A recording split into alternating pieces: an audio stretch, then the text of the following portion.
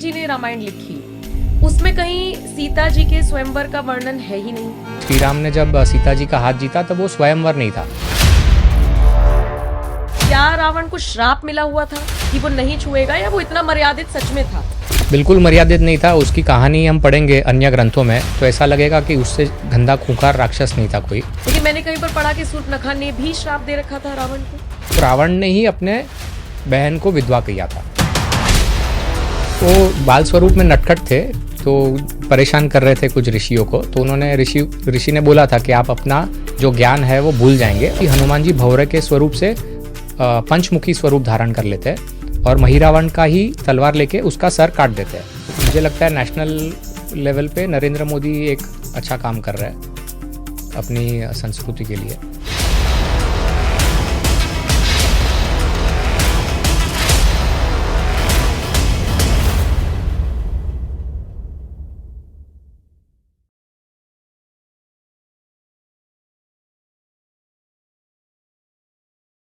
नमस्कार, बहुत बहुत स्वागत है आप सभी का। आप देख रहे हैं एनएमएफ न्यूज। आपके साथ मैं हूं नम्रता चौधरी।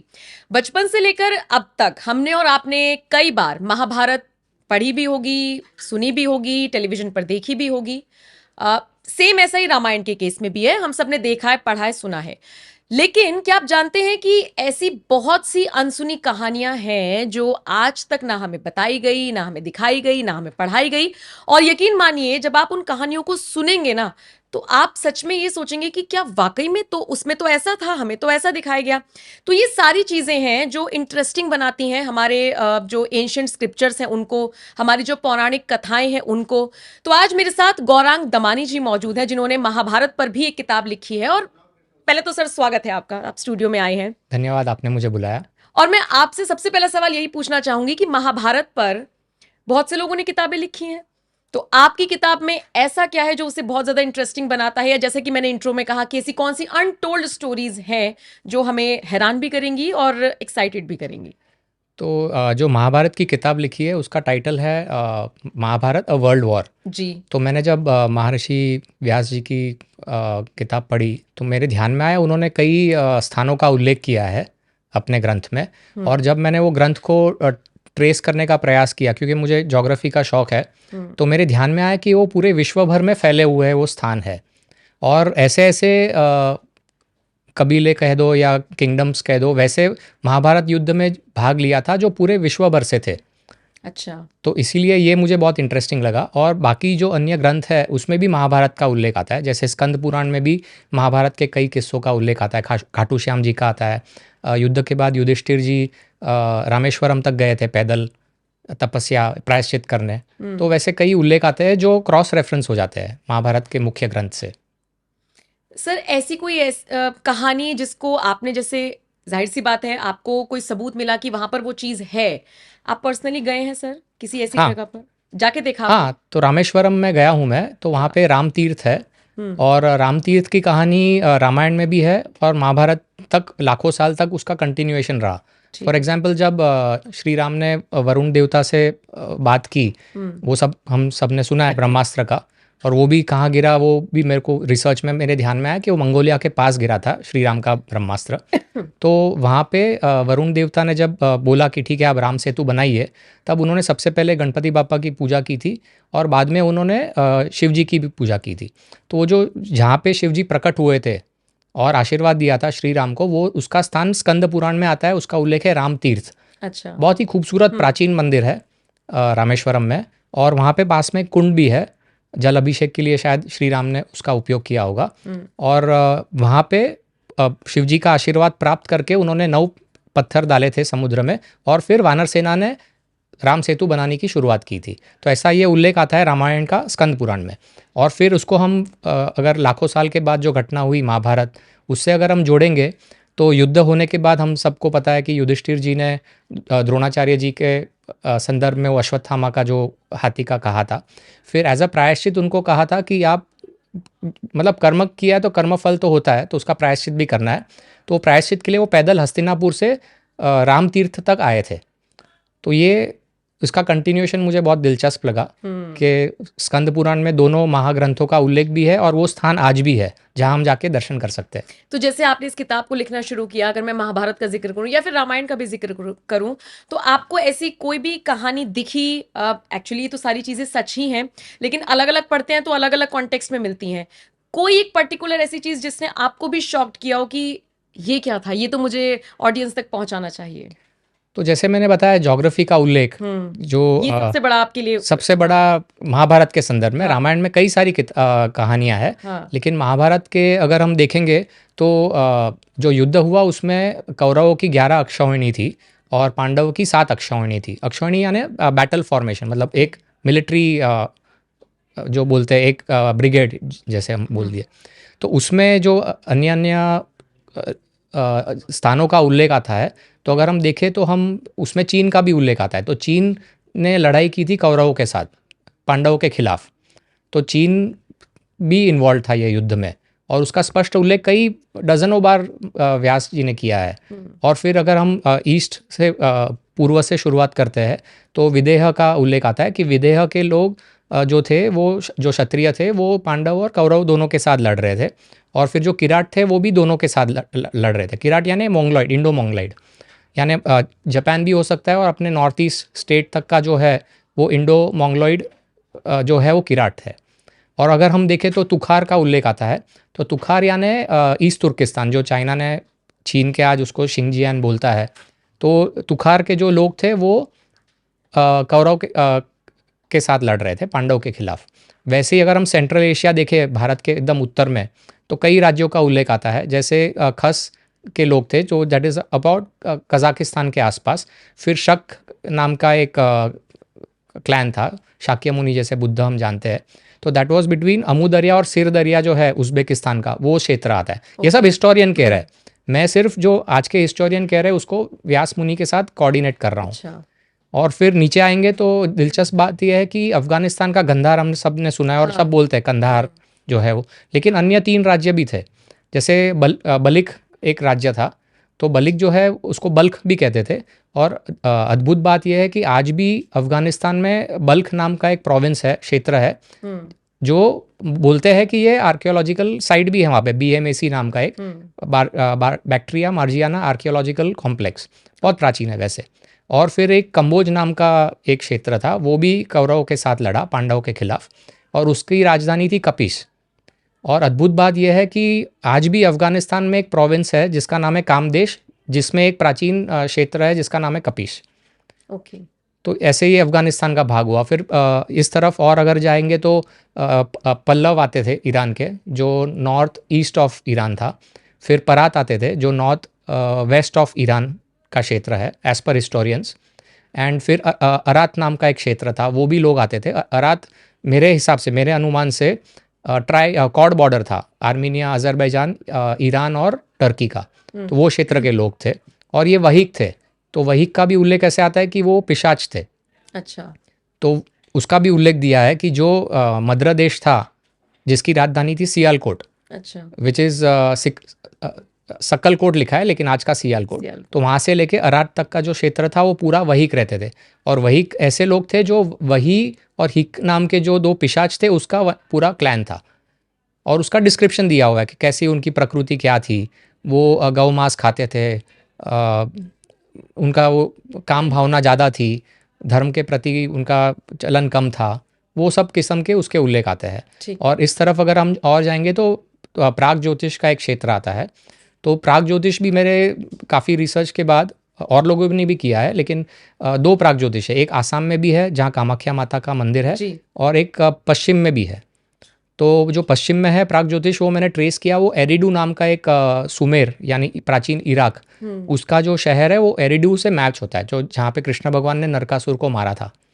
अच्छा। तो वो मुझे भागवत पुराण और कालिका पुराण में उसका संदर्भ मिला। अच्छा। और अगर पश्चिम में जाएंगे तो राजसूय यज्ञ जो हुआ था युधिष्ठिर का, तो उसमें चारों भाई 4 दिशा में गए थे और नकुल गए थे ऑल द वे वेस्ट में। तो नकुल ने रामठ नाम के एक क्षेत्र पे धर्म की स्थापना की थी। और मैं बहुत ढूंढता रहा रामठ, तो मुझे मिला जेरूसलम जो है इज़राइल का, उसका प्राचीन नाम या आर्कियोलॉजिकल साइट रामठ है। अच्छा। जिसका उल्लेख उनके ग्रंथों में भी आता है। और बर्बर भी लोग जो थे वो कौरवों के साथ लड़े, बर्बर यानी नॉर्थ अफ्रीकन्स। तो ऐसे कई अन्य अन्य क्षेत्र मुझे मिले जो मुझे तो बहुत ये तो एक दिलचस्प। तरीके से साक्ष्य है ना, जो मुझे लगता है जो लोग आज सवाल उठाते हैं कम से कम उनके लिए तो ये सारी चीजें साक्ष्य हैं। हाँ बिल्कुल, ग्रंथ में लिखा है और आज के हिस्टोरियन ही बोलते हैं कि ये स्थान है, और कुछ जगह पे मेरा रिसर्च है जैसे मैंने उल्लेख किया। जी। एक ऑथर है सर, हरिंदर सिक्का। मैं अभी कुछ दिन पहले उनका पॉडकास्ट कर रही थी तो उन्होंने मुझे अपना एक्सपीरियंस शेयर किया। उन्होंने कहा कि मैं एक बार श्रीलंका में गया तो मुझे बताया गया कि एक एक ऐसा एरिया पड़ता है जहाँ पर कुछ ऐसे बंदर रहते हैं, एक तो जिनके होंठ काले हैं, और वो इसलिए काले हैं क्योंकि उन्होंने फिर रामायण का जिक्र किया कि जैसे हनुमान जी की पूंछ में आग लग गई थी या जो भी वो पूरा कंसर्न था तो वो उन्होंने ऐसे इस तरीके से किया था, तो वो उन बंदरों के आज भी लिप्स काले हैं। और फिर उन्होंने मुझसे कहा कि वो बंदर इतने घातक होते हैं कि इंसान को पकड़ लेते हैं, ओह। और जैसे ही आप राम राम बोलेंगे, श्रीलंका में कोई हिंदी नहीं बोलता है हाँ। लेकिन वो राम राम वर्ड समझते हैं। क्या बात। आपको रिसर्च के दौरान ऐसा कभी कोई कुछ चीजें मिली जिसने आपको शॉक किया हो? इसीलिए मैं ये चीज पूछना चाह रही हूँ फिर से, या ये कहानी आपने सुनी? क्योंकि मेरे लिए बड़ी शॉकिंग थी ये चीज, ये उनका पर्सनल एक्सपीरियंस था। तो ये कहानी तो नहीं सुनी है, लेकिन एक दिलचस्प कहानी एक याद आती है रामायण की, गरुड़ पुराण, जैसे मैंने बताया कि श्राद्ध हम करते हैं तो मतलब I don't know if it is relevant, but श्राद्ध आपने हनुमान जी का पूछा है लेकिन मैं श्राद्ध के विषय में बात जी। कर रहा हूँ। तो गरुड़, हम ऐसे सोचते हैं ना, हम श्राद्ध कर रहे हैं तो मतलब हम अब कागवास दे रहे हैं, लेकिन पहुँच रहा है कि नहीं पितरों को किसको हाँ। पता है, ये तो रिचुअल है, मान्यता है, कुछ मतलब नहीं है। तो उसका जो उसकी कहानी जो है वो उत्तर रामायण में है, क्यों अच्छा, हम कागवास देते हैं, कौवे को क्यों डालते हैं। कौवे को देते हैं, हाँ, राइट। और उसका जो प्रमाण है वो कि पितरों को पहुंचता है, उसका प्रमाण आता है गरुड़ पुराण में।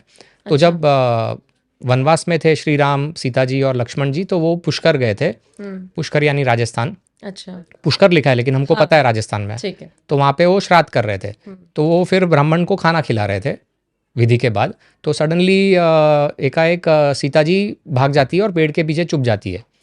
तो कुछ समय के बाद श्री राम पूछते हैं क्यों ऐसा किया। तो सीता जी कहती है कि मैंने देखा कि आपके 3 पीढ़ी आकाश मार्ग से आके पिंडदान स्वीकार कर रही थी। ओ। तो मतलब दशरथ जी, उनके हाँ। श्री राम के पिताजी अज और रघु, हम्म। और उन्होंने राजा के पोशाक पहने थे और मैं वन के वस्त्र में थी, इसलिए मुझे शर्म आई, इसलिए मैं पीछे चली गई। तो ये इंस्टेंस ऐसे दिखाता है कि पितृ भी आके स्वीकार करते हैं पिंडदान। तो ये मुझे बहुत आश्चर्य लगा कि पिंडदान ऐसे फॉर्मेलिटी नहीं है। ये बड़ा इंटरेस्टिंग है कि जैसे आपका जन्म मुंबई में हुआ, पढ़ाई लिखाई सारी मुंबई में हुई, अभी ऑफ कैमरा मैं आपसे पूछ रही थी, और आजकल की जो जनरेशन है जेंजी वाली, उनको हम कैसे कनेक्ट करेंगे अपने महाभारत से, रामायण से, या जो कुछ हमारे इतिहास में दर्ज है जो पन्ने? तो आपको नहीं लगता इसके लिए कुछ और चीजें होनी चाहिए? क्योंकि बुक का सहारा तो बहुत, अब एटलीस्ट जेंजी तो बहुत कम लेते हैं, उनको तो ये सारी चीजें बड़ा फनी सा लगता है कि ऐसा होता होगा या नहीं। तो आपको क्या लगता है कनेक्ट कैसे किया जा सकता है? तो इसका सबसे, मेरे पर्सनल ओपिनियन में सबसे अच्छा प्रमाण ये है कि वाल्मीकि रामायण एक ग्रंथ है। अगर वही घटना का उल्लेख अन्य ग्रंथों में आता है और वो वाल्मीकि रामायण से मैच होता है, जैसे मैंने गरुड़ पुराण का उल्लेख किया, तो वैसे स्कंद पुराण का भी मैंने एक उल्लेख किया, तो भागवत पुराण में भी रामायण, सभी ग्रंथों में रामायण का उल्लेख है। तो महाभारत में भी रामायण का उल्लेख आता है। तो अगर हम वो स्टोरी मैच करते हैं, और अगर वो मैच होती है, अगर सीक्वेंस में हम जाए कि ये घटना के बाद ये हुई, ये घटना के बाद ये हुई, तो उसका एक प्रमाण है कि एक व्यक्ति ने लिखा होगा लेकिन बाकी सब ग्रंथ भी वही बात कर रहे हैं। तो उसका वो प्रमाण बढ़ते जाता है कि ये सत्य घटना पे आधारित है। तो ये एक बात हुई। और दूसरी जो लोकेशंस जो मैंने बताया, तो रामायण के लगभग 300 लोकेशंस मैप किए मैंने किताब में, तो आप वो जाके देख सकते हैं, और बच्चों को भी दिखा सकते हैं। बच्चों को भी दिखा सकते हैं यहाँ हुआ है। क्योंकि मैं बचपन में, और शायद आपने भी नोटिस किया होगा, हम जहाँ पे भी छुट्टी में जाते हैं तो वहाँ का लोकल टूरिस्ट गाइड बोलेगा यहाँ पांडव आए थे, यहाँ श्री राम आए थे। तो हम सोचते हैं कि ये जहाँ पे भी जाओ वो कैसे है, लेकिन अद्भुत बात ये है कि वो ये सभी स्थानों पे गए थे और उसका प्रमाण है। तो वो सब प्रमाण जोग्राफिकली, हमारे जो पूर्वज थे वो देवर आउटस्टैंडिंग, मतलब बहुत ही अद्भुत काम किया है उन्होंने। ग्रंथ जब रचना कर रहे थे, बहुत ही अच्छा उल्लेख भी किया है कि ये नदी पार करके ये पर्वत आएगा, ये पर्वत के पास ये तीर्थ है। तो उससे प्रमाण रीइंफोर्स हो जाता है ना कि ये घटना हुई थी और इसका ये आज भी भौगोलिक साक्षी है। बिल्कुल। जैसे मैं मेरठ की हूँ सर, यूपी से। तो जैसे हम लोग हस्तिनापुर जाते थे बचपन में, तो मुझे बताया जाता था कि ये रावण की ससुराल है यहाँ पर, या मंदोदरी नहाती थी, ऐसे करके लोग अपनी अपनी कहानियां बताते हैं। तो हाँ, हम लोग कनेक्ट कर पाते हैं। लेकिन सर रामायण को जो हमने देखा, या जो हम अलग अलग तरीके से पढ़ते हैं, या अगर मैं गूगल की बात करूं तो वहां पर भी आप जो जो भी सर्च करेंगे कुछ ना कुछ मिलता जुलता निकल कर आता है। एक चीज मैं पढ़ रही थी कि जो वाल्मीकि जी ने रामायण लिखी, उसमें कहीं सीता जी के स्वयंवर का वर्णन है ही नहीं, जबकि हमने देखा यही है। तो क्या ये सच में है कि ऐसा कुछ स्वयंवर हुआ ही नहीं था?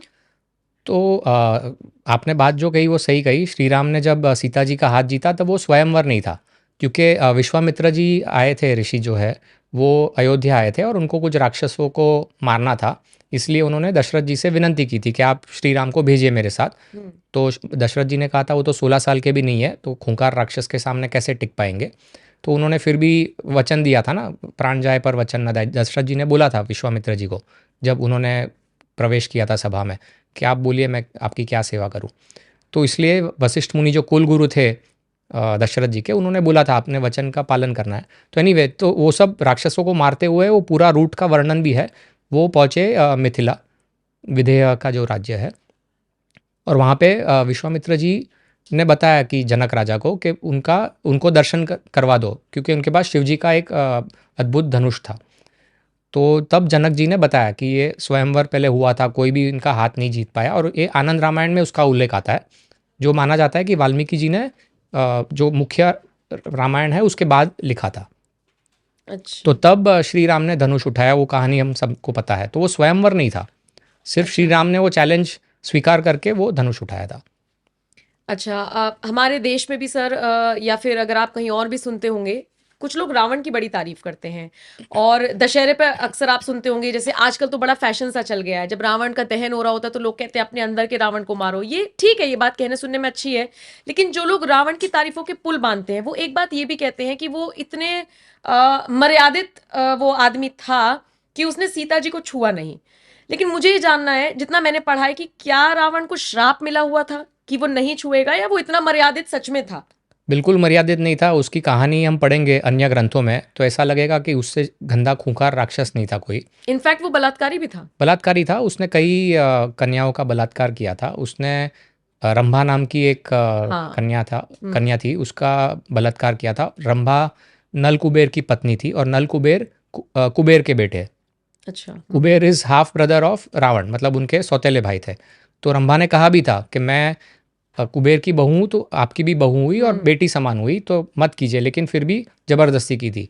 तो जब नल कुबेर को पता चला था तो उसने श्राप दिया था रावण को कि तू कोई भी कन्या को छुएगा तो तेरा सर फट जाएगा। तो ये महाभारत में इसका उल्लेख है। और वाल्मीकि रामायण में भी एक सिमिलर उल्लेख है।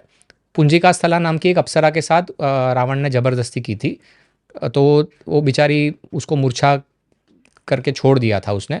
तो पुंजिका स्थला को भी बाद में बृहस्पति ऋषि के वरदान से वो पृथ्वी पे आई, और बाद में उसने दिव्य आत्मा को जन्म दिया। उसकी कहानी अलग से है, तो आपको पूछना है तो बाद में उसका नहीं कर आप सकते मुझे हैं। अभी साथ के साथ बताते चलेंगे तो लोग कनेक्ट कर सकेंगे। अच्छा ठीक है।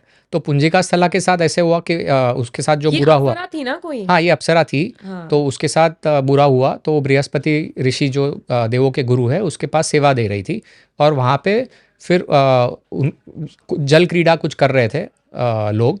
तो पुंजिका स्थला तरुण थी, तो उसको थोड़े मन में काम भावना जागी, तो उसने बृहस्पति ऋषि के हाथ पकड़ लिए। तो बृहस्पति ऋषि को क्रोध आया, तो उसने श्राप दे दिया कि तू पृथ्वी पे जाके वानर रूप में जन्म ले। तो उसने माफ़ी मांगी कि मेरे से गलती हो गई, मैंने नहीं सोचना चाहिए था ऐसा। तो फिर बृहस्पति ऋषि ने वरदान दिया कि ठीक है, तू एक दिव्य आत्मा को जन्म देगी और बाद में तू वापस देवलोक आ सकती है। अच्छा। तो वानर का श्राप तो मिला था और दिव्य आत्मा का भी श्राप था। तो पुंजिका स्थला का जो जन्म हुआ वो अंजनी देवी करके हुआ, हनुमान जी की माता जी। तो इसीलिए उन्होंने दिव्य आत्मा को जन्म दिया और फिर बाद में वो देवलोक आई। तो ये ऐसे तो कई है, ऐसे तो मतलब लंबी लिस्ट है। बृहस्पति ऋषि की जो बेटी थी सुलेखा, उसके साथ दुर्व्यवहार किया था। एक कुशाध्वज नाम के एक ऋषि थे, उसकी बेटी वेदवती, उसके साथ बलात्कार किया था, प्रयास किया था रावण ने। और वेदवती ने अपने आप को अग्नि में प्रवेश कर दिया था कि इसके हाथ लगू, उससे अच्छा अग्नि में प्रवेश करूं। और उसने तब श्राप भी दिया था रावण को। श्राप तो नहीं, क्योंकि उसने बोला भी था कि मैं तेरे अंत का कारण बनूंगी। उसने बोला था श्राप दूंगी तो मेरे तपस्या का फल कम हो जाएगा, लेकिन तेरे अंत का कारण बनूंगी करके उसने अग्नि में प्रवेश किया था। तो ये वेदवती की कहानी हो गई। ऐसे कई कन्याओं के साथ किया था। तक्षक नाम का एक राजा था नाग वंश का, उसकी पत्नी के साथ भी दुर्व्यवहार किया था, बलात्कार किया था। और फिर भी कुछ लोग इसकी तारीफ करते हैं रावण हाँ। की। लेकिन रावण को लेकर भी कई सारी कहानियां हैं। जैसे अगर हम रामायण को देखें तो कुछ लोग ये भी कहते हैं कि ये रामायण को आप इसे इस तरीके से देखिए कि एक बहन के अपमान का बदला था ये। लेकिन मैंने कहीं पर पढ़ा कि शूर्पणखा ने भी श्राप दे रखा था रावण को। तो श्राप का तो मुझे नहीं पता, लेकिन रामायण में उल्लेख है कि शूर्पणखा के पति जो थे, हाँ। तो विद्युतजीव नाम का दैत्य था। तो रावण का क्या था प्रकृति के, वो सब जगह युद्ध करता था, क्योंकि उसको ब्रह्मा जी का वरदान मिला हुआ था और उसने कई देवों को हराया था, गंधर्वों को हराया था। तो दैत्य के साथ भी एक युद्ध में विद्युत जीव की हत्या हो जाती है जाने अनजाने में। तो रावण ने ही अपने बहन को विधवा किया था, तो जाने अनजाने। जाने अनजाने में। तो इसके लिए, और शूर्पणखा को भी पता था कि ये बहुत काम वासना से भरा हुआ राक्षस है। तो इसलिए जब पंचवटी में उसका नाक कटा नासिक में, और बाद में वो लंका गई उड़ के बताने रावण को, तो उसने भी स्ट्रैटेजी क्या अपनाई थी, वो उसने सीता जी का वर्णन किया था कि बहुत खूबसूरत है, तो आप उसको उसका उसका किडनैप कर लीजिए, हरण कर लीजिए। तो वो हिसाब से, वो एंगल से भरी सभा में उसको वो काम भावना से लुप्त किया था रावण को। अच्छा, जिस अशोक वाटिका में रखा गया था माता सीता को, वहां पर क्या आज भी हनुमान जी के पाँव के निशान है? हाँ। मैं आपका इंटरव्यू कर रही थी ना, उससे पहले मैंने जब सारी चीजें रिसर्च की तो मेरे मेरे सामने ये सारी चीजें आई, तो मेरे को लगा आपसे ही पूछूंगी, आज भी वो निशान है? हाँ है, नुआरा इलिया करके एक स्थान है, वहाँ पे अशोक वाटिका में हनुमान जी के पैर के निशान है, और 2 निशान है, एक बड़े और एक छोटे। तो मतलब जैसे वो विकराल रूप लिया होगा उन्होंने, बड़ा रूप लिया होगा, तो वो बड़े पैर के निशान हाँ, हैं। क्योंकि उन्होंने ऑफर किया था ना सीता जी को कि मैं आपको यहाँ से छुड़ा सकता हूँ। तो महाभारत में इस घटना का उल्लेख आता है। तो सीता जी ने कहा था कि श्री राम क्षत्रिय है, हम्म। सूर्यवंशी है, तो उनको खुद को आके मुझे छुड़ाना चाहिए। तो इसके, और मैं पराये मर्द को छूऊंगी नहीं, हम्म। तो इसके लिए श्री राम को खुद को आना पड़ेगा। तो इसके लिए वो बड़ा रूप इसलिए दिखा रहे थे कि मैं आपको मैं यहाँ आपको से लेके जा लेके जा सकता सकता हूँ। हूँ। ठीक है। सर, बहुत सी जगह पर मैंने पढ़ा कि जो हनुमान जी हैं वो शिव शंकर जी के अंश हैं। कहीं पर अवतार पढ़ा, कहीं पर सीधा बेटा पढ़ लिया। तो मैं कहाँ गलत हूँ और कहाँ सही? क्या रिलेशन है दोनों में? तो सभी सही है, और थोड़ा अलग से अगर उत्तर दूं तो रामायण कई बार हुई भी है। तो योग वासिष्ठ करके जो ग्रंथ है, उसमें एक कौवा था जो चिरंजीव था। तो उसको पूछा गया था कि आप बहुत युगों से जी रहे हो, तो आपने क्या देखा है? तो उन्होंने कहा था मैंने रामायण 4 बार देखी है होते हुए। तो उसका ये भी उत्तर होता है, हो सकता है कि एक युग में वो अवतार थे, एक में बेटा थे। अगर हम हनुमान चालीसा देखेंगे तो उसमें शंकर सुवन हाँ, कहा गया, तो हाँ, बेटा हाँ। हुआ। और दूसरे अन्य एक ग्रंथ में शिव पुराण या कहाँ मैंने पढ़ा था कि वहाँ पे अवतार का उल्लेख है। तो उसमें कहानी, मुझे एक बहुत ही दिलचस्प कहानी पराशर संहिता में मिली। अच्छा। तो पराशर संहिता में कहानी ऐसी है कि शिवजी ने श्राप दिया होता रावण को।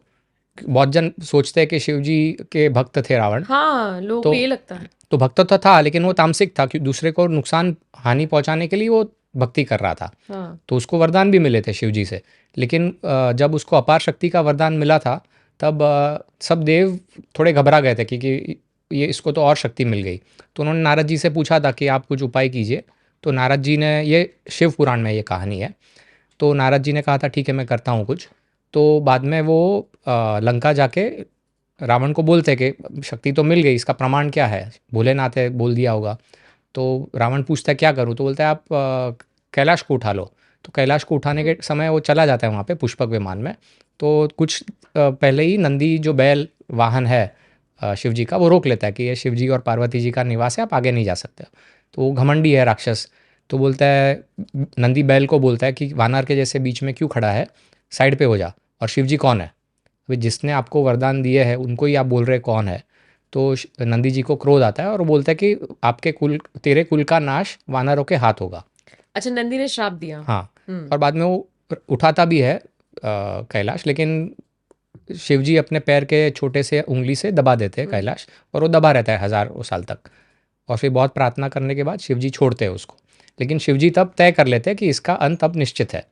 तो ये कहानी शिव पुराण में है, मैंने संक्षेप में बताया। और उसको मैं जोड़ता हूँ पराशर संहिता से। तो पराशर संहिता में ऐसा है कि शिवजी और पार्वती जी एक बार आकाश मार्ग से जा रहे होते हैं, और जब जा रहे होते हैं तब नीचे वो देखते हैं कि वेंकटाद्रि का उपयोग किया गया है नाम का। वेंकटाद्रि मतलब वेंकट शेषाचलम पर्वत श्रृंखला जो है तिरुपति आंध्र प्रदेश में, उसके ऊपर से। तो जब वो देखते हैं नीचे कुछ वानर क्रीड़ा कर रहे होते हैं, तो पार्वती जी के मन का विचार जान लेते हैं शिव जी, और एक नर और कन्या खेल रहे होते हैं। तो उसमें दोनों वानर का स्वरूप लेके क्रीड़ा करते हैं, और जो वीर्य होता है शिव जी का वो पार्वती जी ग्रहण करती है।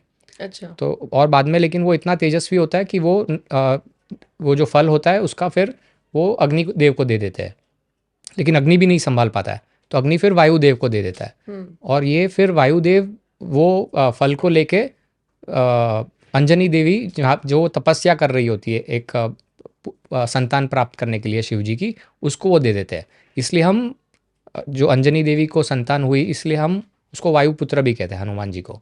अच्छा, पवन पुत्र पवन हनुमान पुत्र जी। हनुमान जी, हाँ। तो वो जो स्थान है वो आनेगुंडी करके आज का कर्नाटक का स्थान है, किष्किंधा कहा गया है शास्त्र में। तो वो स्थान पे अंजनी देवी ने वो फल को स्वीकार किया था, लेकिन उसको चिंता हो जाती है क्योंकि वो केसरी की पत्नी थी, हाँ। तो ये कैसे गर्भवती हो गई। राइट। तो तब आकाशवाणी होती है कि ये एक दिव्य फल है और इसमें कोई चिंता करने की ज़रूरत नहीं है, तो आप फल को ग्रहण कीजिए। तो इसके लिए वो चिंता छोड़ देती है, और फिर हनुमान जी का जन्म होता है वैसे।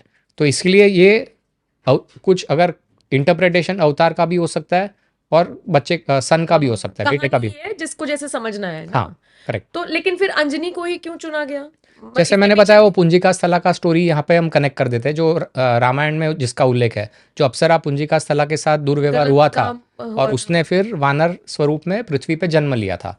लेकिन उसको अच्छा। वरदान था बृहस्पति ऋषि का कि एक दिव्य आत्मा को जन्म देने के बाद आप वापस देवलोक आ सकती हो। तो इसीलिए अच्छा, पुंजिका स्थला का पुनर्जन्म वॉज अंजनी देवी। तो ये दिव्य आत्मा हनुमान जी हैं। हाँ, अच्छा, जैसे हनुमान जयंती आती है तो लोग जयंती नहीं कहते, जन्मोत्सव कहते हैं। हाँ, कहते हैं कि वो आज भी हमारे बीच में बिल्कुल, हैं, चिरंजीवी हैं। बिल्कुल। तो फिर बहुत सारे लोग पूछेंगे कि कहाँ है, कहाँ हाँ, ढूंढे उनको? हाँ। तो कहाँ है तो वो? है ना, बिल्कुल है। तो स्कंद पुराण की कहानी है, लेकिन और एक उसका एक छोटा इसके पहले का उल्लेख कर सकता हूँ मैं। जी। तो ब्रह्म पुराण में गौतमी महात्म्य करके एक भाग है उसमें, वो ग्रंथ में। तो उसमें लिखा गया है कि हनुमान जी का जन्म गोदावरी के तट पे हुआ है, और आज भी नासिक के पास अंजनेरी नाम का एक स्थान है जहाँ पे हनुमान जी का मंदिर है। तो वहाँ पे हनुमान जी का जन्म से स्थानिक मान्यता है। तो ब्रह्म पुराण से मैच भी होता है वो। लेकिन हम सोचेंगे कि उन्होंने फल ग्रहण किया किष्किंधा में, हाँ। कर्नाटक में, तो वहाँ पे क्यों आई। तो उसका एक दूसरी एक कहानी, ये मेरे इंटरप्रिटेशन से मैं जोड़ रहा हूँ, दूसरी कहानी ग्रंथ में है कि जब वाली को पता चला, जो वानर का राजा था, कि ऐसे आकाशवाणी हुई है, तो वो घबरा जाता है थोड़ा। और वो जब घबरा जाता है तब वो एक प्रयास करता है कि वो बच्चा ही ना आए। तो इसलिए पंचलोहा गरम अंजनी के गर्भ के ऊपर, कोक के ऊपर डाल देता है, पेट के ऊपर, कि वो अंदर वो जन्म न ले। लेकिन ये तो फिर अंदर जाके कुंडल हो जाते हैं हनुमान जी के वो गरम लोहा। अच्छा। तो फिर इसीलिए मुझे ये कहानी है ग्रंथों में, लेकिन इसीलिए मुझे लगता है कि उसके कारण वो गोदावरी के तट पे वहाँ से गई होगी। और उसका और भी प्रमाण है, डांग डिस्ट्रिक्ट है गुजरात और महाराष्ट्र के बॉर्डर में, वहाँ पे अंजनी गुफा भी है। तो वहाँ पे भी कहा गया है कि हनुमान जी और अंजनी देवी रहते थे, वैसे भी है। तो ये कहानी हो गई। तो सॉरी, आपका मैं प्रश्न मिस नहीं कर नहीं, मुझे गया। मिल गया जवाब उसका। ओके, लेकिन मैं पूछ रही थी अंजनी क्यों, उसका जवाब हाँ, मुझे मिल गया कि क्या कहानी थी।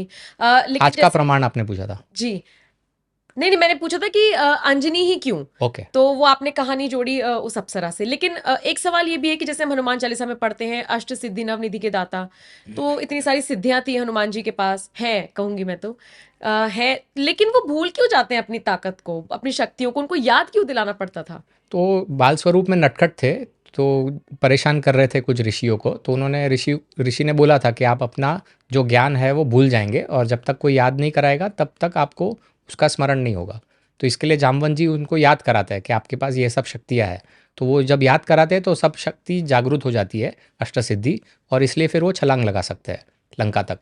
रामेश्वरम जो हम सोचते हैं, जो कहते हैं, उसके थोड़ा और दक्षिण में जाएंगे तो महेंद्रगिरी है। तो वाल्मीकि रामायण में स्पष्ट लिखा गया है कि उन्होंने छलांग लगाई थी महेंद्रगिरी से, गिरी यानी पर्वत। और आज मैंने ट्रेस किया तो तमिलनाडु और केरला के बॉर्डर पे महेंद्रगिरी कार्डमम हिल रेंज ही है पूरी, अच्छा और उसका जो लास्ट का जो पहाड़ है उसका नाम है मारुत हुआ। अच्छा। मारुति भी बोलते हैं ना मारुति, हनुमान हाँ जी राइट। का, और वहाँ पे हनुमान जी का मंदिर भी है उस पहाड़ पे। तो मेरे अनुमान से वहाँ से छलांग लगाई होगी। अच्छा। एक मैंने कहीं पर पढ़ा था कि जब संजीवनी बूटी उनको क्योंकि समझ में नहीं आई कि कौन सी बूटी, तो पूरा पहाड़ ले आए थे वो, लेकिन जब वो उस पहाड़ को वापस रखने के लिए जा रहे थे उसके कुछ अंश गिर गए थे। हाँ उसके सबूत हैं, पढ़ा आपने कहीं पर? हाँ हाँ, बिल्कुल है, मैंने उल्लेख भी किया है। तो और एक अद्भुत बात मुझे जो स्मरण में आई वो ये है कि उन्होंने 2 बार पहाड़ लाए थे वो। 2 बार क्यों? तो एक बार जब इंद्रजीत ने ब्रह्मास्त्र का उपयोग किया था तब श्री राम और लक्ष्मण जी दोनों को मूर्छा हो जाती है, और भी वानर सेना के सेनापतियों को मूर्छा हो जाती है। तब जामवंत जी के कहने पे वो कहते हैं कि द्रोणागिरी पर्वत से संजीवनी बूटी लेके आई है। ठीक है। तब वो है हिमालय में, तो वहाँ से लाए थे। और आपने जो ज्योग्राफी का पूछा है वो उसमें ऐसा है, तो उसको हम स्थानिक मान्यता से जोड़ेंगे। तो एक अल्मोड़ा जो शहर है उत्तराखंड का, उसके पास एक दूनागिरी है। हाँ। तो कहा गया है कि ऐसा लोकल मान्यता है कि कुछ अंश वहाँ गिरे थे। अच्छा। फिर रामचरितमानस में लिखा गया कि वो अयोध्या के मार्ग से आए थे पर्वत लेके, संजीवनी बूटी वाला। तो अयोध्या हो गया। और फिर एक स्थानिक मान्यता के हिसाब से गंधमर्दन एक पर्वत है ओडिशा में, वहाँ से आए थे। और श्रीलंका में भी उसका प्रमाण है। डोलू कांडा नाम का एक स्थान है जहाँ पे माना जाता है कि उन्होंने वो पहाड़ वहाँ रखा था, डोलू कांडा, और फिर वापस वो लेके जाते हैं। तो गंधमादन पर्वत श्रृंखला है, वैसा ग्रंथ में उल्लेख है। और आज भी उसका एक भाग गिरा था रामेश्वरम में, छोटा सा पहाड़ है रामेश्वरम में, गंधमादन आज भी है। तो उसमें श्री राम के पद चिन्ह भी है आज भी, क्योंकि वो लौटने के बाद गए थे। तो फिर उसका एक छोटा भाग वहाँ गिरा था।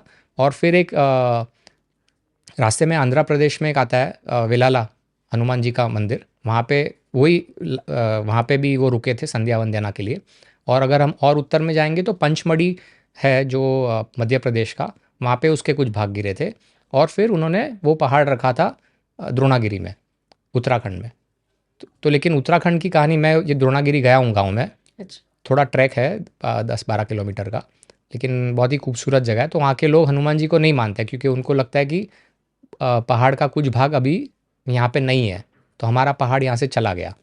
अच्छा, तो वहां पे हनुमान जी की पूजा नहीं होती? नहीं, नहीं होती है। उन लोग रामायण की कथा करते हैं, लेकिन जब हनुमान जी का रोल आता है, तो मैं होम स्टे में था, तो सरपंच के वहाँ ही था। तो उन्होंने बताया कि कुछ साल पहले हमने किया था, तो जब हनुमान जी का जब विषय आया तो बादल गरजने लगे, बारिश होने लगी, तो हमको तुरंत रोकना पड़ा। अच्छा। हाँ, वो मानते हैं लेकिन हाँ। पूजा नहीं करते हनुमान जी की, क्योंकि उन्हें लगता है क्योंकि पर्वत भी भगवान है ना हमारे शास्त्र में, और हम मानते भी है ना। तो कुछ भाग वहाँ से अभी नहीं है, और जब हम पर्वत देखेंगे तो ऐसा भी लगता है कि एक भाग ऐसा छटा हुआ है। आपने देखा है? हाँ, मैं गया हूँ द्रोणागिरी। आपको महसूस हुआ कि यहाँ से ये पार्ट हटा हुआ है? हाँ, महसूस। हाँ। अच्छा, मैं कहीं पर पढ़ रही थी कि श्रीलंका में शायद रावण को पूजा जाता है, ऐसा मैंने है तो क्या? नहीं सुना है, मैं गया नहीं हूँ श्रीलंका, हाँ, लेकिन मैंने सुना मतलब है। रिसर्च के दौरान कहीं पर आपके सामने आया कि एक ऐसी भी जगह है जहाँ पर रावण को पूजा जाए? मेरे ध्यान में नहीं है, लेकिन मेरे ध्यान में इतना मैंने कहाँ तो पढ़ा था कि विभीषण के कुछ मंदिर है, अच्छा। और विभीषण का एक मंदिर रामेश्वरम में भी है।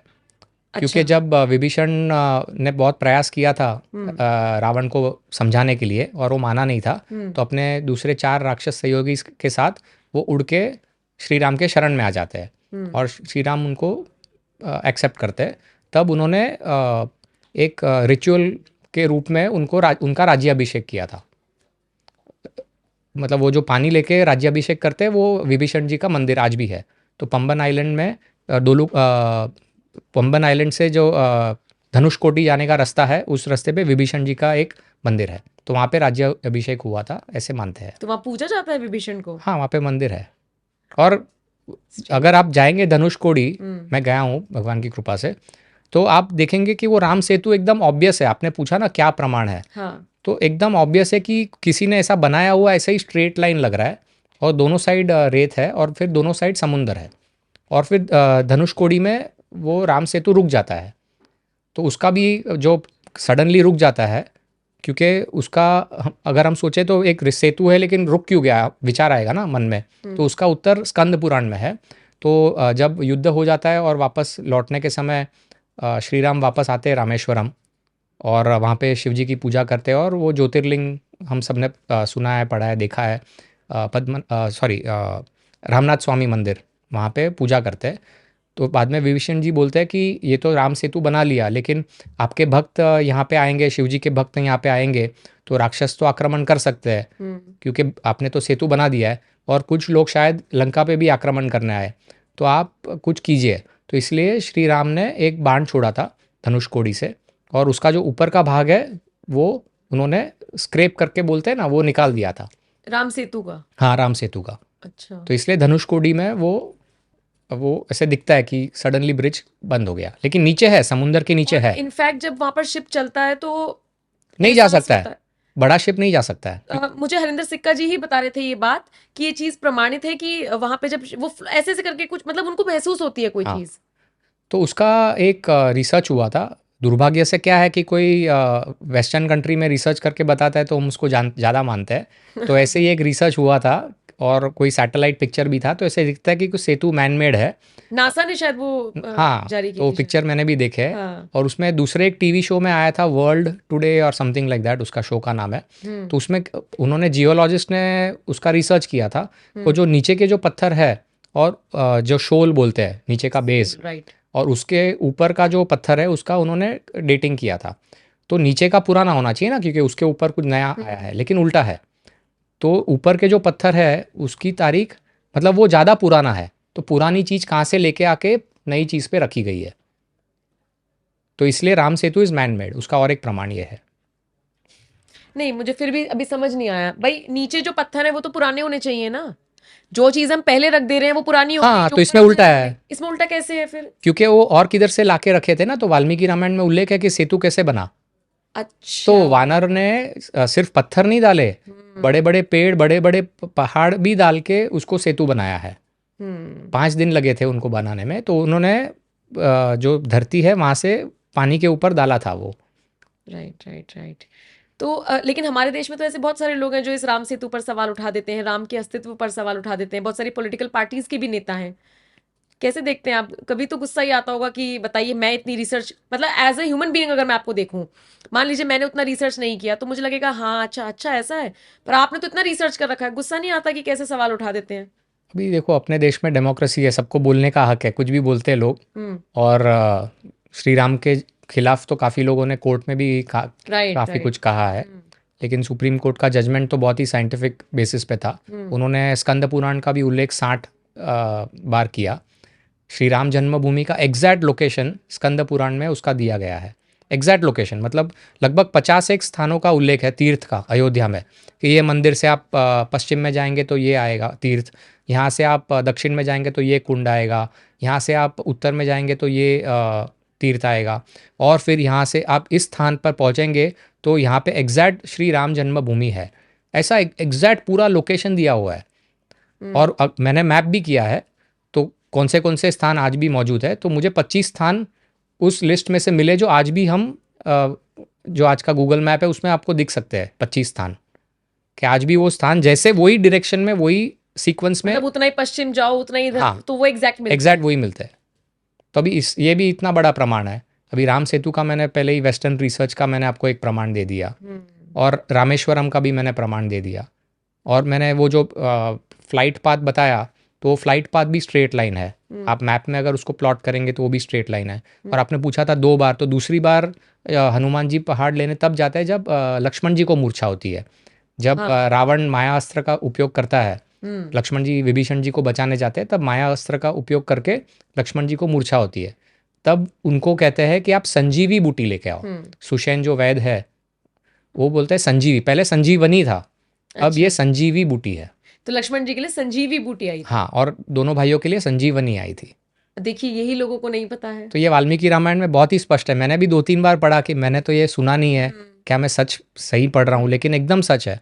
और उसका जोग्राफिकल आज का प्रमाण भी मुझे मिला कि जब हनुमान जी संजीवी बूटी लेके आए तो उसका उन्होंने कई स्थानों पे पर्वत रखा, वैसे स्थानिक मान्यता है।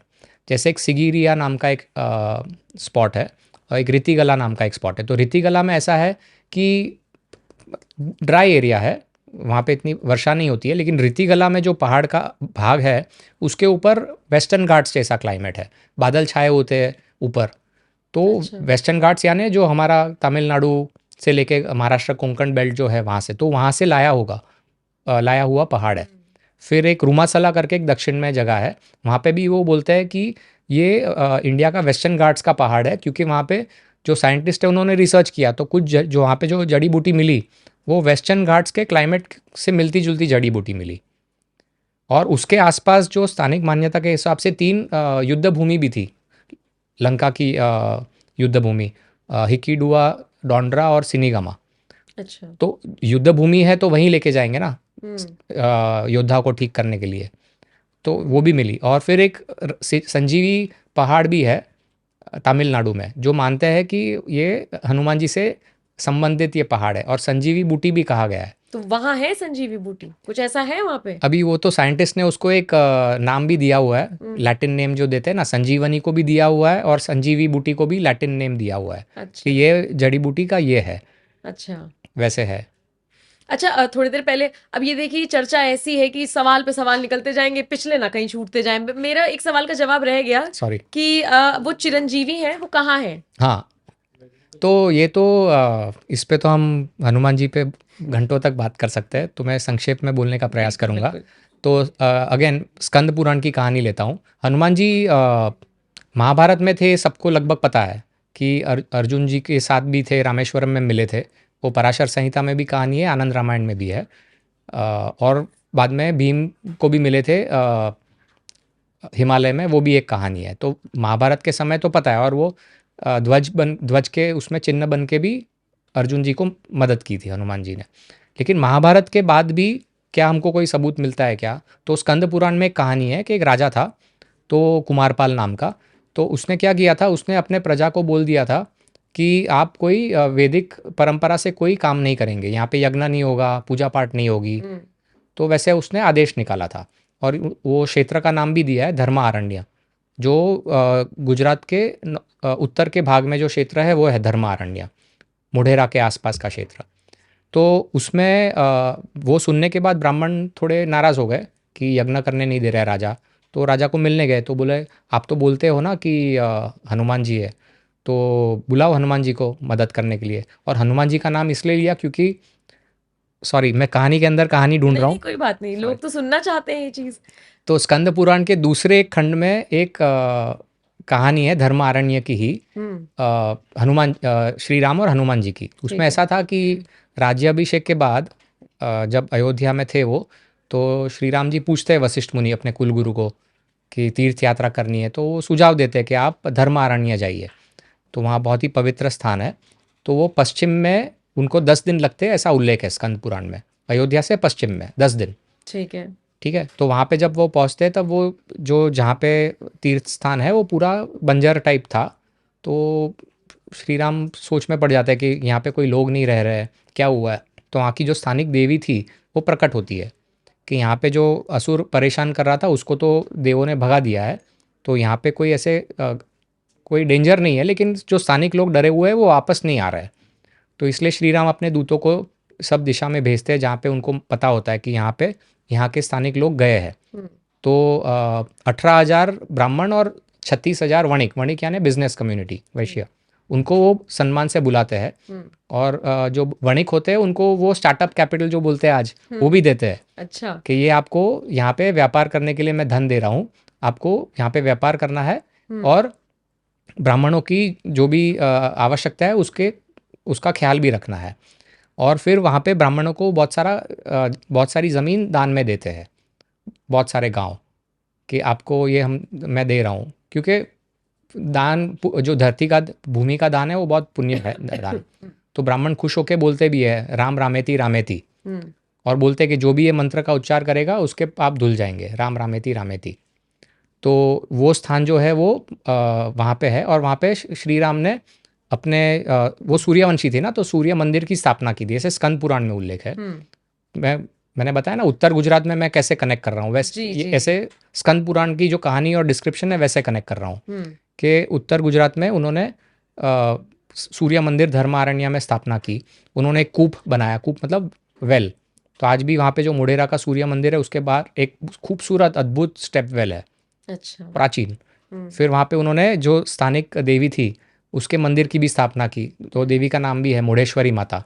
और आज भी सूर्य मंदिर के एकदम पास में मुंडेश्वरी माता का आज भी मंदिर है, बहुत ही पुराना। जस्ट कोइंसिडेंटली मैं वही समाज का हूँ, अच्छा। मुंडेश्वरी माता मेरी कुल देवी है। जी। तो वहाँ पे उन्होंने स्थापना की थी और फिर ऐसे पूरा क्षेत्र बसाया था। अच्छा। और आगे भी था कहानी में, तो जो जो वहाँ पे जो वणिक समाज के लोग आए थे, पुरुष, तो वो बोलते हम आ तो गए लेकिन मतलब संसार भी आगे चलाना है तो शादी भी होनी चाहिए। तो वो गंधर्व थे, उनकी बेटियों का विवाह इन वणिक से कराते हैं, इसलिए वो विवाह को गंधर्व विवाह भी कहते हैं, क्योंकि वो गंधर्व राजा मान नहीं रहा था अपनी बेटियों को पृथ्वी पे भेजने के लिए। तो हमारी समाज की बेटियां गंधर्व सेलेस्टियल्स है, ऐसे मैं बोल सकता हूँ। तो ये कहानी थी। सॉरी, अभी आप वापस धर्मारण्य पे आ जाते हैं, तो ये कुमारपाल की स्टोरी से वापस हम जोड़ लेते हैं कि राम जी ने वरदान दिया था ब्राह्मणों को कि यहाँ पे आपको कोई परेशान नहीं करेगा, मैं ये भूमि दान दे रहा हूँ, और आपको कभी भी कोई परेशानी होगी तो आप हनुमान जी को याद करना। और हनुमान जी को विनंती करते हैं कि आप चिरंजीवी हो, इनके कहने पे आप आ जाना। तो ब्राह्मण को वो स्मरण हो जाए, याद आ जाता है कि ये हमारे स्थान की ये कथा है। तो फिर वो हनुमान जी का उल्लेख करते हैं, तब कुमारपाल बोलते हैं, तो आपने तो बोला ना हनुमान जी चिरंजीव है, कहाँ है, कहाँ है, मदद करने तो आए नहीं। तो वो थोड़े नाराज़ हो जाते हैं और फिर वो पैदल चलते हैं। कुछ लोग, सब तो नहीं चलते हैं, और वो पैदल चलते चलते उनको पता होता है कि वो अभी ये दूसरे खंड में, रामेश्वरम के खंड में इसकी कहानी जुड़ती है। वो रामेश्वरम पहुंचते हैं और वहाँ पे बहुत पूजा पाठ करते हैं हनुमान जी को प्रसन्न करने के लिए। तो हनुमान जी प्रकट होते हैं और फिर 2 पूड़ी देते हैं उनको, प्रॉब्लम सुनने के बाद क्या है कि ये सल्यूशन है। तो वो बोलते हैं कि पहली पूड़ी आप डाल देना जो भी पाउडर है सभा में, और फिर दूसरी पूड़ी कभी डालनी है, आपको संकेत मिल जाएगा। तो ब्राह्मण खुश होकर आशीर्वाद लेके आ जाते हैं। तो कुमारपाल को बोलते हैं हमको हनुमान जी के दर्शन हुए। तो राजा मानता नहीं है, तो वो पहली पूड़ी डाल देता है जो ब्राह्मण के हाथ में था। तो पूरी आग आग हो जाती है सभा में। अच्छा। तो वो घबरा जाता है क्योंकि जान पे आ गया ना, अभी तो पूरे आग ही है सब जगह पे। तो माफ़ी मांगता है, कह रहे मैंने मेरी गलती हो गई, हनुमान जी माफ़ कर दो, मैंने आप पे विश्वास नहीं रखा, मैं यज्ञ करने दूंगा, सब ऐसे सब मान जाता है। तो तब वो ब्राह्मण दूसरी पूड़ी डालते हैं तो पूरी आग अपने आप बुझ जाती है। तो इसका प्रमाण कलयुग की कहानी ये है कि हनुमान जी की कहानी ये स्कंद पुराण में है। तो इसलिए फिर वो ब्राह्मण वापस यज्ञ करने लगे धर्मारण्य में। अच्छा, कुछ लोग ये जानना चाहते हैं कि पंचमुखी हनुमान जी में क्या ऐसी खासियत है, या एक मुखी, या फिर इनमें डिफरेंस क्या है, अगर आप बता सकें तो। हाँ ठीक है, ये भी एक लंबी कहानी है, बिल्कुल सुनाइए। सुनाऊँ? जी जी जी, बिल्कुल। तो इसकी कहानी है कृतिवास रामायण में, अच्छा। पंचमुखी हनुमान जी की। हम्म। तो जैसे हम सब ने सुना है कि इंद्रजीत की हत्या होती है लक्ष्मण जी के हाथ, और महाभागवत उप पुराण में दिन का भी उल्लेख है, और रामायण में भी है, अमावस के एक दिन पहले, मतलब पितृपक्ष में ये युद्ध चल रहा है। तो उसके सर्वपितृ अमास के एक दिन पहले इंद्रजीत का अंत होता है। और फिर रावण दुखी हो जाता है ना, अपना बेटा मर गया है। तो थोड़ा एक दूसरा भी एक युद्ध होता है जिसमें श्री राम सब राक्षसों का अंत करते हैं, और बाद में रावण सोच में पड़ जाता है, और फिर वो याद करता है अपने एक बेटे को, महिरावण, जो पाताल लंका का राजा है। तो महिरावण प्रकट होता है, वहाँ पे आ जाता है, और वो सुन के हैरान हो जाता है कि इतने सारे शूरवीर योद्धा कैसे मर गए। और वो वचन देता है अपने पिता को कि मैं करता हूँ। और ये बात विभीषण को पता चल जाती है अपने गुप्तचर से, तो वो बता देते हैं श्री राम को और हनुमान जी को। तो हनुमान जी बोलते हैं मैं रक्षा करूँगा, आप चिंता मत करो, और अपनी पूँछ से एक किला टाइप बना लेते हैं और दोनों भाई को अंदर रखते हैं सुरक्षित। और महिरावण अपने कई सेनापतियों को भी भेजता है, सूचिमुख, पाषाण भेदी और मुशिक मुख, लेकिन वो भेद नहीं पाते हैं पूछ को। फिर कुछ समय बाद विभीषण आते हैं और बोलते हैं मुझे दोनों भाई ठीक है ना, देखना है। तो हनुमान जी बोलते हैं ठीक है आप जाओ। और वो क्या होता है एक्चुअली अंदर, वो खुद महिरावण होता है, वेश, रावण राक्षस है ना महिरावण, तो वो वेश बदल के कुछ बूटी छड़क देता है दोनों भाइयों पे, उनको बेहोश करके छोटा करके पाताल लंका, मतलब पृथ्वी के मार्ग से लेके जाता है पाताल लंका। और कुछ समय बाहर, जब बाहर एक्चुअल विभीषण, ओरिजिनल विभीषण आते हैं, तो हनुमान जी बोलते रहे अभी आप तो अंदर गए, तब उनको पता चल जाता है कि कुछ गड़बड़ हुई है। तो भीषण जी कहते हैं कि ये पाताल लंका का महिरावण ही है जिसने ये किया है, और आपको ये छोटे से सुरंग से जाना है। और उस तरफ आप निकलेंगे तो बहुत मुश्किल है, क्योंकि 7 दीवार है जो कोई फांद नहीं सकता, इतनी मुश्किल है वो। लेकिन हनुमान जी है, तो छोटा सा स्वरूप अनिमा सिद्धि, अष्ट सिद्धि में से एक है, उसका एक उपयोग करके वो सुरंग से बहुत ही तेज़ी से चले जाते हैं और उस तरफ निकलते हैं पाताल लंका में, पृथ्वी मार्ग से। और ये हॉटन्स प्लेन जो है श्रीलंका का, आज माना जाता है वहाँ से ये हुई थी घटना। तो एनीवे वहाँ पे जब निकलते हैं तो सरोवर, एक खूबसूरत सरोवर देखते हैं, और सरोवर के तट पे देखते हैं एक महिला जिसको बेड़ी लगी हुई है, वो पानी भर रही है। तो थोड़ा उनको दुख होता है कि क्या हुआ है, तो पूछते हैं, तो बोलते हैं कि मेरा नाम दूरदंडी है और मैं महिरावण की बहन हूँ, और मुझे ऐसा पानी भरने को कहा है, इसलिए मैं आई हूँ। तो बोलता है क्यों, क्या हुआ? तो बोलता है कुछ पूजा या कुछ है, इसलिए पवित्र व्यक्ति को भेजते हैं, इसलिए मुझे भेजा, लेकिन आपको बंदी क्यों बनाया है? तो वो बोलती है कि नारद जी आए थे और उन्होंने भविष्यवाणी की थी कि मेरा बेटा, मतलब दूरदंडी का बेटा नीलमेघ राजा बनेगा। तो महिरावण क्रोधित हो गया था और उसने दूरदंडी और नीलमेघ को बंदी रखा, तो इसलिए मुझे बंदी रखा है।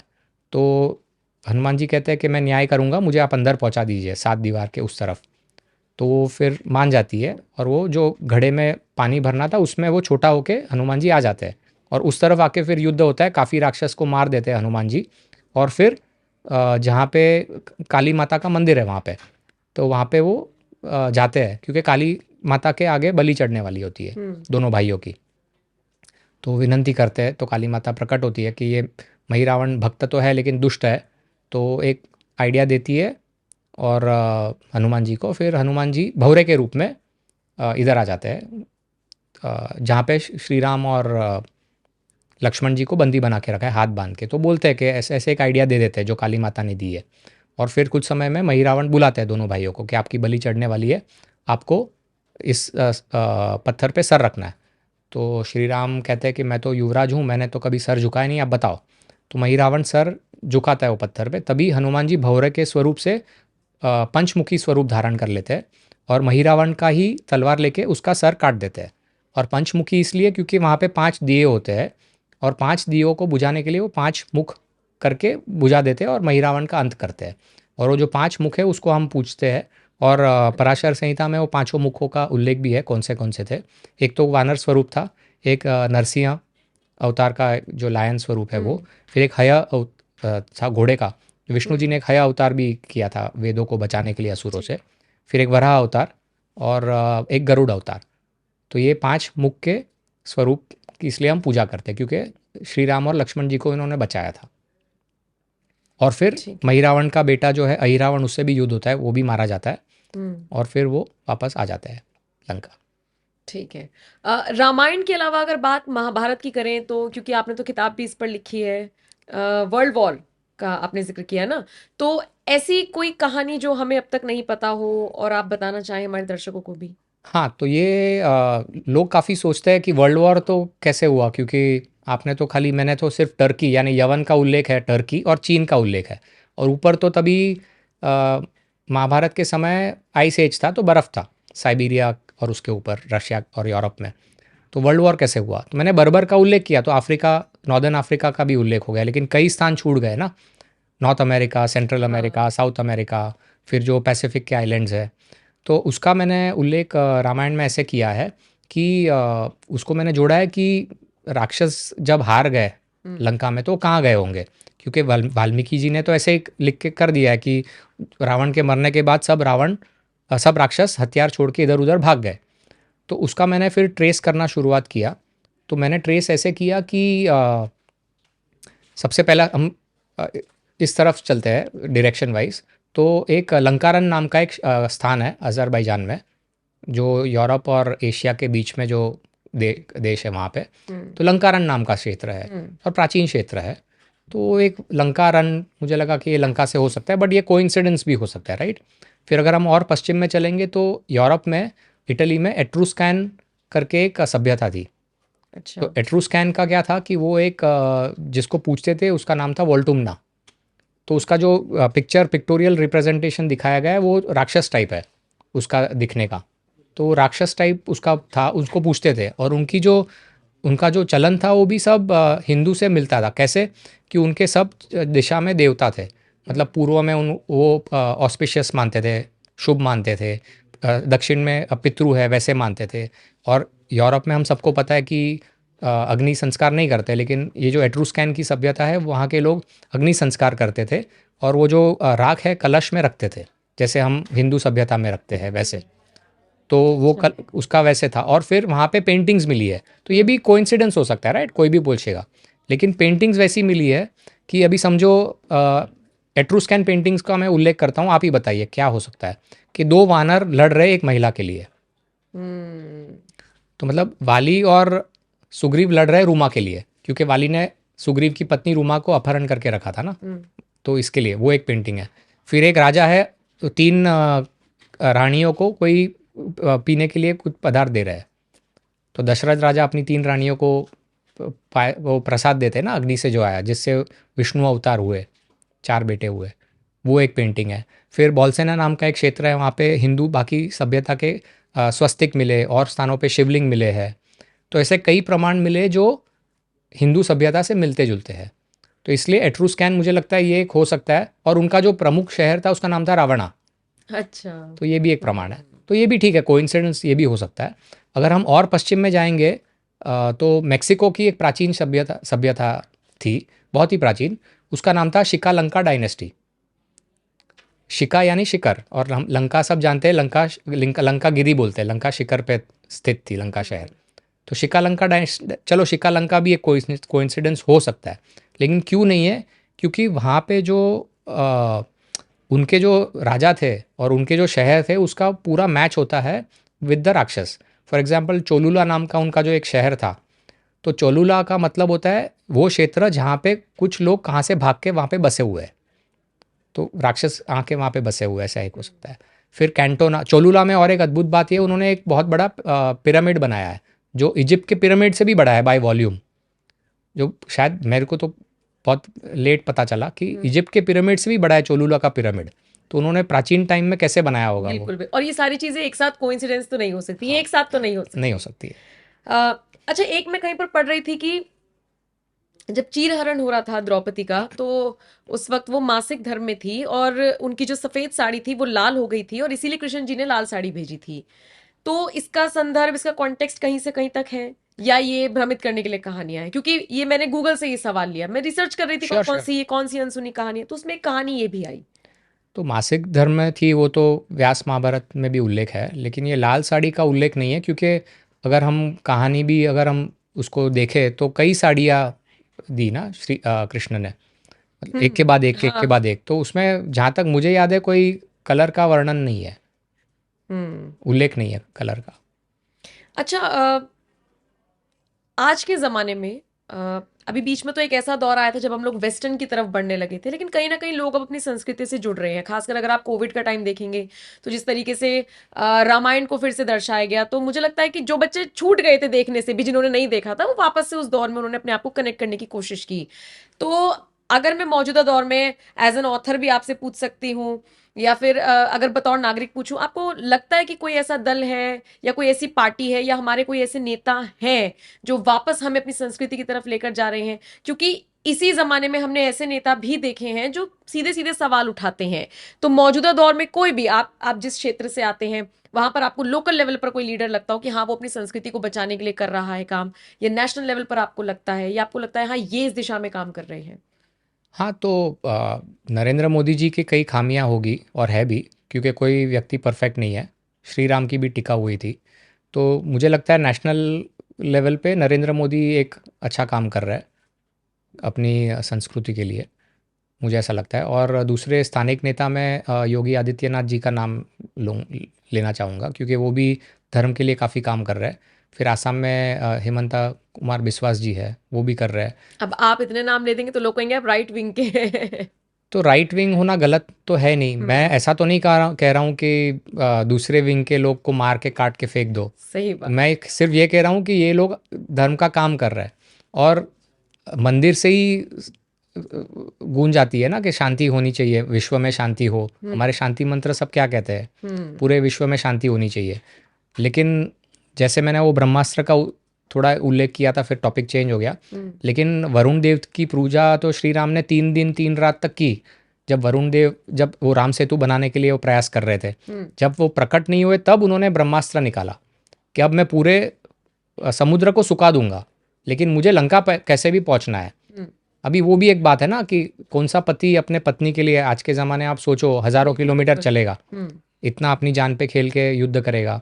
और उन्होंने तब ब्रह्मास्त्र का उसको एक्टिवेट किया कि मैं पूरे समुद्र को सुखा दूंगा, तब वरुण देवता प्रकट हुए। तो हम शांति प्रिय है, और लेकिन अगर शांति से नहीं होता है काम तो फिर शस्त्र और शास्त्र साथ में चलते हैं, हम्म, दोनों साथ में ही चलने चाहिए, क्योंकि ब्राह्मण और क्षत्रिय चारों ज़रूरी है, वैश्य और शूद्र भी ज़रूरी है। और शूद्र की परिभाषा भी बहुत गलत मैसेज जा रहा है, पॉलिटिकल आपने पूछा इसलिए मैं बता रहा हूँ। जी। अभी कुछ लोग कहते हैं कि संध्या वंदना महिला नहीं कर सकती, शूद्र नहीं कर सकते। अभी वाल्मीकि रामायण का ही बात करते हैं, तो किस किसने की संध्या वंदना? दशरथ के जो सारथी थे सुमंत्र, सूत, सूत मतलब कर्ण की हम टीका करते हैं कि उसको डिस्क्रिमिनेशन किया, सूत पुत्र है, लेकिन सुमंत्रा ने भी की संध्या वंदना, हनुमान जी ने भी की, सीता जी ने भी की संध्या वंदना। तो इसमें संध्या वंदना तो सभी के लिए ही। और एक अद्भुत कहानी वाल्मीकि रामायण में ही है कि जो श्रवण की कहानी हम सब ने सुनी है, लेकिन श्रवण के वर्ण का भी उल्लेख आता है कि उसके पिताजी वैश्य थे और उसकी माता शूद्र थी। और जब दशरथ जी मिलते हैं तब वो उनको पता चलता है, वो उनको ऋषि और मुनि करके संबोधित करते हैं, क्योंकि वो उनकी तपस्या से वो ऋषि और मुनि का उन्होंने पद हासिल किया था। हम्म, और जब श्रवण के पिताजी श्राप देते हैं दशरथ को, तो श्राप क्या देते हैं? तूने ब्रह्म हत्या की है। तो वो श्रवण तो ब्राह्मण का बेटा नहीं था, लेकिन श्राप क्या दे रहे? तूने ब्रह्म हत्या, ब्राह्मण की हत्या की, क्योंकि श्रवण का जो सदाचार था, जो व्यवहार था, वो ब्राह्मणों जैसा था। ब्राह्मण मतलब जो ब्रह्म को जानता है, ब्रह्मन यानी परमात्मा, परमात्मा का दूसरा नाम। तो ब्रह्मन को जानने वाला जो व्यक्ति है वो ब्राह्मण हुआ। तो इसलिए श्राप भी ये था कि ब्रह्म हत्या का श्राप लगेगा, लेकिन जो कि तुमने आके कबूल किया है, इसलिए वो श्राप अभी नहीं, थोड़े समय के बाद उसका असर पड़ेगा। तो ये वाल्मीकि रामायण में है। तो शूद्र या ऐसा कुछ भेदभाव नहीं था। तो निषाद श्री राम के इतने अच्छे दोस्त थे, हम्म, और उन्होंने जूठे बेर किसके खाए? मैंने शबरी के, बिल्कुल शबरी के। बिल्कुल। अभी आज का कौन सा दलित नेता कोई के किसी दलित महिला का जूठा बेर खाएगा? हम्म, मुझे एक व्यक्ति बता दो। तो श्री राम ने उनकी भक्ति देखी ना, उनको थोड़ी ऐसा देखा कि ये तो शेड्यूल ट्राइब है शबरी, क्योंकि शबरी के जो गुरु थे वो मतंग ऋषि थे, और आज का मातंग समाज क्या है? Schedule caste. तो ये सब जो अंग्रेज़ों ने और क्रिश्चियनों ने हम पे जो लादा है, वर्ण का जो कॉन्सेप्ट, मैं ऐसा नहीं कहता हूँ भेदभाव नहीं हुआ है, भेदभाव हुआ है, लेकिन वो कुछ लोगों ने अपने स्वार्थ के लिए भेदभाव किया है वर्ण के आधार पे। शास्त्र में ऐसा कोई भेदभाव का उल्लेख नहीं है। हम वापस अपने टॉपिक पर आ जाते सॉरी। हैं। ज्यादा भी पॉलिटिकल नहीं होना चाहिए, नहीं तो लोग ज्ञान सुनते सुनते कहेंगे कि देखो देखो ये तो तारीफ करने लग गए। खैर, मेरा एक क्वेश्चन छूट गया था जब हम रामायण का जिक्र कर रहे थे या हनुमान जी का जिक्र कर रहे थे कि मकर ध्वज किसे कहा हाँ जाता है, हाँ ये हाँ। कौन थे? हाँ, तो ये महिरावण की कहानी थी, उसमें कहानी आती है। तो जब लंका को जलाने के बाद हनुमान जी समुद्र के तट पे बैठते हैं, तब वहाँ पे उनका पसीना समुद्र में गिरता है, और एक नारी मकर, फीमेल नकर तो ये आकर, मगरमच्छ था कि मछली थी, ये जो नारी आप बता रहे हैं? मकर यानी क्रोकोडाइल। मगरमच्छ, हाँ, ठीक है। मगरमच्छ। लेकिन सब लोग ऐसे, मतलब मैं भी ऐसे सोचता था कि सिर्फ नदी में होता है मगरमच्छ, लेकिन सॉल्ट में भी, ओशन समुद्र में भी मगरमच्छ होते हैं, और वो कई सैकड़ों किलोमीटर जाते भी एक दिन में। अच्छा। तो ये फीमेल जो मगरमच्छ थी उसने वो पसीना निगल लिया, और उनको जो संतान हुई उसका नाम था मकरध्वज, क्योंकि वो आधा मकर और आधा वानर था, इसलिए उसका नाम मकरध्वज था। और वो पैदा होते ही फुल साइज हो गया, बड़ा हो गया। तो इसका और एक उदाहरण आता है, महर्षि व्यास जो थे, तो जो उनकी माता सत्यावती, तो जब महर्षि व्यास ने जन्म लिया था, महाभारत की कहानी बता रहा हूँ, तो उनका जन्म होते ही वो बड़े हो गए साइज में। तो और भी है जो भीम और हिडिंबा के पुत्र थे घटोत्कच, वो भी पैदा होते ही बड़े हो गए। तो वैसे कई उदाहरण है। तो एनीवे, मकरध्वज ऐसे थे, वो हनुमान जी के पुत्र थे, और बाद में वो उनको पाताल लंका का सेनापति बनाया महिरावण ने। तो जब उन्होंने महिरावण पे आक्रमण किया था तब वो सामने आया था, और वो बोलता है कि मैं आपका पुत्र हूँ, हनुमान जी को बोलता है। तो हनुमान जी बोलते हैं मैं तो ब्रह्मचारी हूँ, ये कैसे हो सकता है? तब ये उन्होंने कहानी बताई थी कि आप जब लंका जला के आपका पसीना गिरा था तो मेरी माता ने वो ग्रहण किया था। तो इसके लिए वो एक कहानी है। और उसमें लोग सोचते हैं कि पसीना ग्रहण करने से कैसे हो सकता है, तो ये युग युग की कहानी अलग अलग है। तो शास्त्र में बताया भी गया है कि संतान कैसे होती है। तो सतयुग में लोग इतने पवित्र विचार के थे कि सिर्फ विचार करने से नारी गर्भवती होती थी। फिर जो बाद का युग है और सतयुग में उसका इक्विवेलेंट गाय बताया गया है जो चारों पैर पे धर्म खड़ा है। तो त्रेता युग में एक पैर धर्म का कम हो जाता है, इसलिए 3 त्रेता युग कहते हैं नेक्स्ट युग को। तो उसमें धर्म धर्म का प्रमाण थोड़ा कम हो जाता है। तो उसमें त्रेता युग में संतान कैसे होती है कि बोलने से होती है, कि किसी व्यक्ति ने कह दिया कोई महिला को तो वो संतान होती है वैसे, क्योंकि लोग अभी भी पवित्र है। फिर द्वापर युग, अभी धर्म सिर्फ 2 पैर पे खड़ा है, द्वापर। ठीक है। तो द्वापर युग में कैसे होती है, छूने से। ठीक है। और कलयुग में संभोग करने से। तो ये ऐसे वर्णन शास्त्र में भी है। तो और कई अन्य भी उदाहरण है। तो ये मकर ध्वज का उदाहरण था। और बाद में महिरावण और अहिरावण को मारने के बाद हनुमान जी ने नीलमेघ को वहाँ का राजा बनाया, जो आपको अभी याद होगा। तो दूरदंडी का बेटा जो जिसने हनुमान जी की मदद की थी, तो नीलमेघ को राजा बनाया और मकर ध्वज को वहाँ का मुख्य सेनापति। अभी मकर ध्वज का अद्भुत कहानी ये भी है कि जब युद्ध के बाद वापस जा रहे थे अयोध्या पुष्पक विमान में श्री राम, तब मकर ध्वज भी साथ में थे। और मकर ध्वज का ऐसा है कि उनके 2 मंदिर है प्राचीन, और भी होंगे लेकिन मेरे ध्यान में रिसर्च में ये 2 आए हैं। एक द्वारका में है और एक पोरबंदर में है। और मकर ध्वज के जो वंशज थे उनका नाम था जेठी ध्वज। तो जेठी ध्वज की जो उसके जो क्षत्रिय हुए वो जेठवा राजपूत है, आज के क्षत्रिय है जेठवा गुजरात के। और उसके बाद अन्य शाखाएं भी हुई जेठवा के बाद, लेकिन ये जेठवा जो है वो हनुमान जी के वंशज के है। अगर सिर्फ किताब का जिक्र करें जो आपने लिखी है, तो आपको कितना टाइम लगा इसमें, कैसे आपने रिसर्च स्टार्ट की? तो समय तो 5-6 साल लग गए। लग गए हाँ हाँ, आपको? क्योंकि एक ही ग्रंथ नहीं है ना, अन्य अन्य भी ग्रंथ है ना। तो इसलिए अन्य ग्रंथ का भी उल्लेख अगर इसमें समावेश करना है, मेरा ओरिजिनल इंटेंशन नहीं था कि मैं समावेश करूं, लेकिन पढ़ने से ध्यान में आया कि ये तो सभी ग्रंथ एक ही बात कर रहे हैं। और आध्यात्म की भी बात करें तो अद्भुत बात यह है कि आप तंत्र से लेके सांख्य से लेके कर्मयोग से लेके सभी जो है उसका मतलब एक ही है। भगवत गीता ले लो, सभी एक ही बात कर रहे हैं। तो इसलिए मैंने जब देखा कि अन्य ग्रंथ में भी यही कहानी का उल्लेख आ रहा है, तो मैंने उसका प्रयास किया कि मैं उसको जोड़ दूँ वाल्मीकि रामायण से या व्यास महाभारत। और वो जुड़ता है परफेक्ट, कोई उसमें कोई प्रॉब्लम नहीं आ रहा है। तो सब कनेक्टेड है, इसलिए मुझे समय लगा। सब ऑथेंटिक है, तो इसलिए समय लगा। तो कैसा फीडबैक मिला आपको जब ये किताब लोगों तक पहुंची, कैसा रिएक्शन था? अभी किताब पढ़ने के लिए आपने जैसे बताया, पढ़ने की क्षमता लोगों की शायद कम हो गई है, या मैं मार्केटिंग नहीं, पॉडकास्ट सुनने में इंटरेस्टेड है। हाँ, और शायद मैं मार्केटिंग में भी समय या नहीं दे पा रहा हूँ, या क्षमता नहीं है जो भी है, या जो भी मेरा शायद लिखने का स्टाइल मोहक नहीं होगा। लेकिन मैंने देखा है कि भगवान की कृपा से लाखों लोग पॉडकास्ट देख रहे हैं। तो बुक में जो कंटेंट है वो आधार है, क्योंकि अगर मैंने जो बोला है अगर उसको आपको क्रॉस चेक करना है तो मैंने एग्जैक्ट ग्रंथ में कौन से अध्याय में कौन से श्लोक में ये लिखा गया है उसका मैंने वर्णन किया है, तो आप उसको क्रॉस चेक कर सकते हो। तो इसलिए बुक आधार है और वो आधार के बेसिस पे पॉडकास्ट हो रहा है। बिल्कुल। और देखिए 50 मिनट का पॉडकास्ट हो या 1 घंटे का पॉडकास्ट हो, उसमें तो सारे सवाल मैं भी नहीं पूछ पाऊंगी। तो मुझे लगता है कि अगर आपको लगता है कि कुछ चीजें रह गई या हम कहानी बताते बताते ट्रैक से थोड़ा सा इधर उधर हो गए, तो आप बुक में जाके वो चीजें पढ़ सकते हैं। क्योंकि हम बात जेनजी की भी कर रहे हैं, लेकिन कहीं ना कहीं हमें देखना होगा कि बहुत सारे ऐसे तबके हैं, बहुत सारे ऐसे लोग हैं जो इच्छुक हैं आज भी किताब पढ़ने के, और ऑथेंटिसिटी वो लोग चाहते हैं। तो महाभारत द वर्ल्ड वॉर, ये इसकी टैगलाइन है। महाभारत अ वर्ल्ड वॉर और अनटोल्ड स्टोरीज ऑफ रामायण। बिल्कुल। इसके अलावा सर कौन कौन सी किताबें आपने लिखी? हाँ, तो पहली किताब थी एसेंस ऑफ द फिफ्थ वेद। अच्छा। जो छांदोग्य उपनिषद में कहा गया है कि जो इतिहास और पुराण है अपने, वो वेदों 4 वेदों का ही जो मैसेज है वही दे रही है। तो इसलिए उनको 5वां वेद कहा गया है छांदोग्य उपनिषद में। तो इतिहास और पुराण, इतिहास मतलब रामायण और महाभारत, और पुराण यानी जो 18 प्रमुख पुराण है और टोटल 108 उपपुराण है।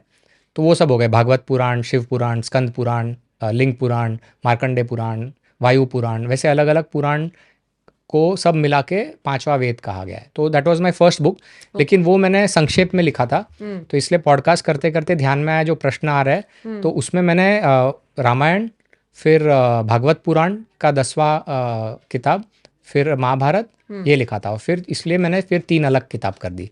तो चौथी किताब है, पॉकेट बुक है, फ्री है डाउनलोड के लिए, भगवत गीता मेड सिंपल। अच्छा, और इसके अलावा कोई किताब लिखने की आपकी इच्छा? प्रभु की इच्छा होगी तो लिखेंगे। चलिए सर, बहुत बहुत शुक्रिया हमसे बात करने के लिए और ये अनटोल्ड स्टोरीज लोगों तक पहुंचाने के लिए। और बाकी जैसे कि मैंने पहले भी कहा कि आपको लगता है कि कुछ छूटा, ऑफ कोर्स छूटा होगा, बहुत सारे सवाल पूछे जा सकते हैं, तो आप वो किताब में जाकर भी पढ़ सकते हैं। बाकी कैसा लगा ये पॉडकास्ट आपको, हमें कमेंट सेक्शन में ज़रूर बताइएगा। नमस्कार। धन्यवाद, आपने बुलाया। धन्यवाद सर।